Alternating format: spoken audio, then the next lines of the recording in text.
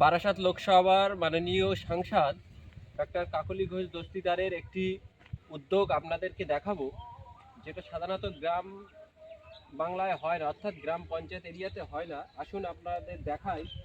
এই যে আপনারা গেটটি দেখতে পাচ্ছেন, এটা হলো গোপালপুর কঠিন বর্জ্য পদার্থ নিরাপদ নিষ্কাশন প্রকল্প কোটরা গ্রাম পঞ্চায়েতের অধীনে। এটা বারাসাত ব্লক 1 এবং বারাসাত লোকসভার মাননীয় সাংসদ কাকলি ঘোষ দস্তিদারের চেষ্টায় গ্রাম পঞ্চায়েত এরিয়াতে কঠিন বর্জ্য পদার্থ নিষ্কাশন করার যে মেশিন বা যে পদ্ধতি, সেটাতে এখানে স্থাপন করা হয়েছে। চলুন আপনাদের দেখাবো সেই মেশিনটি কীভাবে বসিয়েছে এবং সেখানে সকালে বিভিন্ন পাড়া থেকে ওই যে বর্জ্য পদার্থগুলো সেগুলো এখানে আসছে, সেই বিভিন্ন ভ্যানে করে সেগুলো আসছে। ওই বর্জ্য পদার্থ বহনকারী যে গাড়ি, সেই গাড়ি করে আসছে। এই মেশিনটি কয়েক কোটি টাকা দিয়ে সংসদের তহবিল থেকে বসানো হয়েছে। এটার উদ্বোধন করেছিল, দেখুন আপনারা সেই শিলান্যাসের দেখতে পাচ্ছেন, এর শুভ উদ্বোধন করেছিল ডাক্তার কাকলি ঘোষ দস্তিদার, সাংসদ বারাসাত লোকসভা।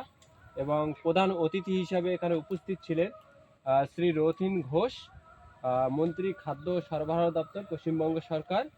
এবং এই সমগ্র কাজটি সুন্দরভাবে রূপায়ণের দায়িত্ব পালন করেছে বারাসাত ব্লক 1 অন্তর্গত কোটরা গ্রাম পঞ্চায়েত। চলুন আপনাদের দেখাবো সেই মেশিনটি।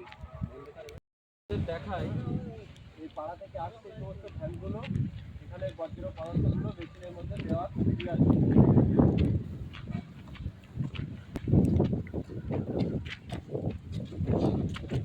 দেখতে পাচ্ছেন, এটা হলো এই যে গাড়িগুলো আছে যেগুলো পাড়াতে ঘোরে। এই গাড়ি পাড়া থেকে ঘুরে আসার পরে বর্জ্য পদার্থগুলো মেশিনে দেওয়ার পরে গাড়িগুলোকে রাখার জন্য এই ঘরটি করা হয়েছে। এই যে আপনারা দেখতে পাচ্ছেন, এই গাড়িটি, এই যে গাড়িটি, এটাকে ঢোকানো হচ্ছে। এর আগে একটা ঢুকে গেছে। আসুন আপনাদের মেশিন দেখান।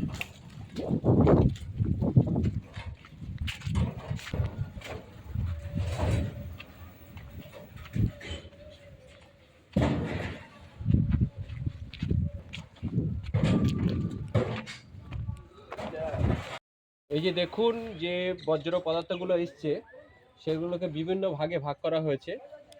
এই যে একটা ভাগ, একটা ভাগ, একটা ভাগ ও একটা ভাগ, এই যে বিভিন্ন ভাগে ভাগ করা হয়েছে। এবং এর মধ্যে যে সমস্ত প্লাস্টিক জাতীয় জিনিস যেগুলো আসছে সেগুলোকে আরও একটি অন্য জায়গায় রাখা হচ্ছে। আর এখানে ঢালা হচ্ছে, এখানে ঢেলে বাছাই করা হচ্ছে, বাছাই করে বিভিন্ন ভাগে ভাগ করা হচ্ছে।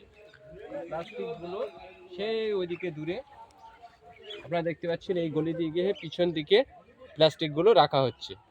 এইভাবে বিভিন্ন ভাগে ভাগ করে এগুলোকে আবার জৈব সার হিসাবে এখান থেকে অন্য জায়গায় পাঠানো হচ্ছে প্যাকেজিংয়ের মাধ্যমে। দেখলেন তাহলে গ্রাম পঞ্চায়েতের এরিয়াতে কিভাবে কঠিন বর্জ্য পদার্থগুলোকে বিভিন্ন ভাগে ভাগ করে বাইরে পাঠিয়ে দেওয়া হচ্ছে।